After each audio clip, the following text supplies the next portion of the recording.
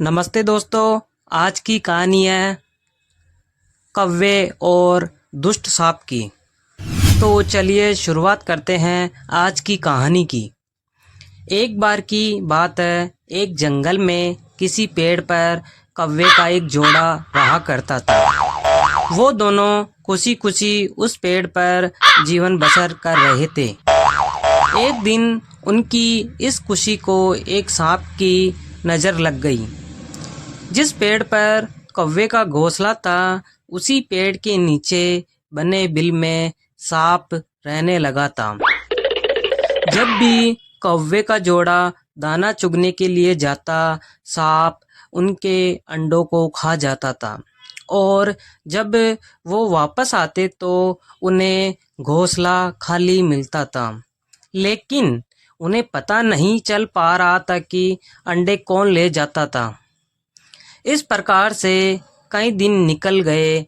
एक दिन कौवे का जोड़ा दाना चुगकर जल्दी आ गया तो उन्होंने देखा कि उनके अंडों को बिल में रहने वाले एक सांप खा रहा था।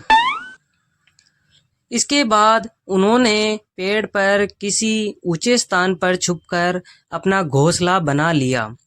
सांप ने देखा कि कौवे का जोड़ा पहले वाले स्थान को छोड़कर चला गया है, लेकिन शाम होते ही दोनों वापस पेड़ पर आ जाते हैं। इस प्रकार कई दिन निकल गए।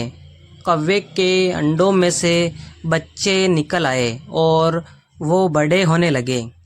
एक दिन सांप को उनके नए घोंसले का पता चल गया और वह कौवे के जाने का इंतजार करने लगा। जैसे कौवे घोंसला छोड़कर गए, सांप ने उनके घोंसले की ओर बढ़ने लगा। लेकिन किसी कारण से कौवे का जोड़ा वापस पेड़ की ओर लौटने लगा। उन्होंने दूर से ही सांप को उनके घोंसले की ओर आता हुआ देख लिया था और वह जल्दी से वहां पहुंचकर अपने बच्चों को पेड़ की ओट में छुपा दिया। सांप ने देखा कि घोंसला खाली है तो वह कौवे की चाल समझ गया और वापस बिल में जाकर सही मौके का इंतजार करने लगा।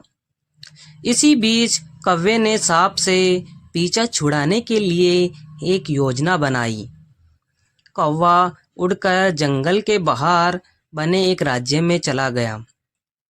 वहाँ एक सुंदर महल था। महल में राजकुमारी अपनी सहेलियों के साथ खेल रही थी।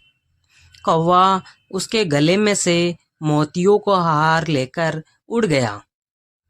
सभी ने शोर मचाया तो पहरेदार हार लेने के लिए कौवे का पीछा करने लगे।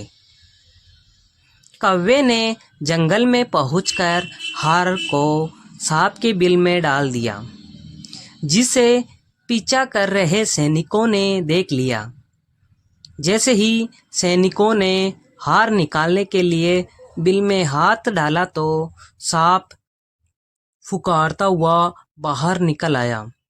सांप को देखकर सैनिकों ने तलवार से उस पर हमला कर दिया, जिससे सांप वहीं मर गया। सांप के मर जाने के बाद कौवा अपने परिवार के साथ खुशी खुशी रहने लगा। तो दोस्तों, इस कहानी से हमें यह सीख मिलती है कि कभी भी निर्बल का फ़ायदा नहीं उठाना चाहिए। साथ ही मुसीबत में समझदारी से काम लेना चाहिए।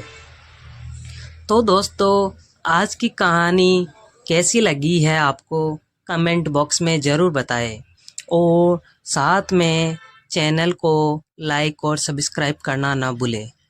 धन्यवाद दोस्तों।